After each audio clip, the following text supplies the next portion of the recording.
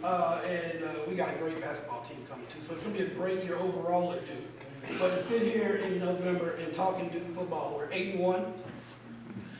Depending on what poll that you look through, we're 19, 20, 21. We're somewhere in the middle there. And we're excited to be where we are. And the only thing we can do is, the only thing we can control is the fact, like Coach P said about their situation, is to keep winning. We're leaving the Coastal Division, so it's a chance to get back into Charlotte and play for the championship game and against, more likely, Florida State. And that's fun for our kids. That's fun for our kids to have the opportunity to do that. So we're really excited. This is an exciting 3 games for us. We have our first nationally televised game on Thursday night coming up next Thursday. We played the University of North Carolina. As an administrator, it's exciting and a headache because at Duke, we will not cancel classes for any reason. And so we got to get 30-some thousand people on the campus, as well as getting 35,000 employees off, plus students doing whatever else. So there's been a lot of logistical issues, but it's a great time. The most exciting thing our players heard when we were talking about it, they heard that the sky cam was coming.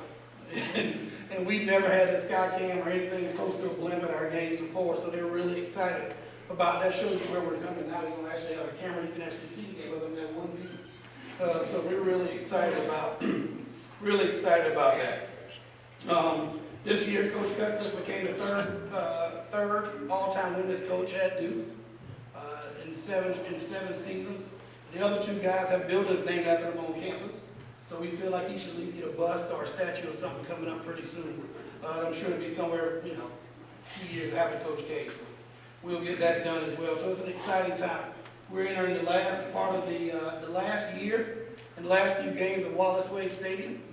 We're finally got the renovations done. It's going to be a $200 million renovation to our stadium and our athletic facilities. We want to have the best boutique stadium in the country. We realize that we're not going to be Williams-Brice. We don't want to be Death Valley. We want to have the best small stadium in the country, and we're going to have that with luxury suites and chair-back seats and finally taking the track out. It's going to be an exciting time. We're going to have the first 1080p Jumbotron in the country at a college stadium. So, it's like watching a game at home because that's the market that we're competing with.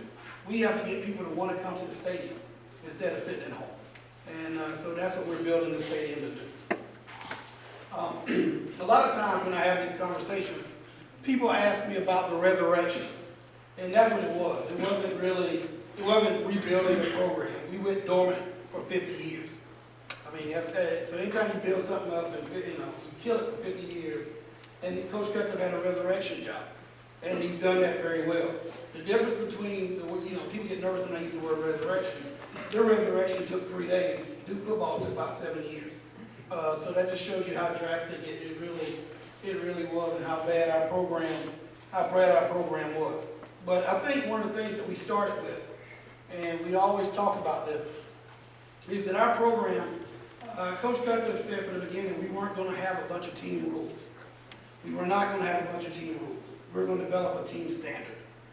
And that's what we live by. If you ask our players today, we don't have team rules. We have standards. And there's been one standard that has kind of carried us through.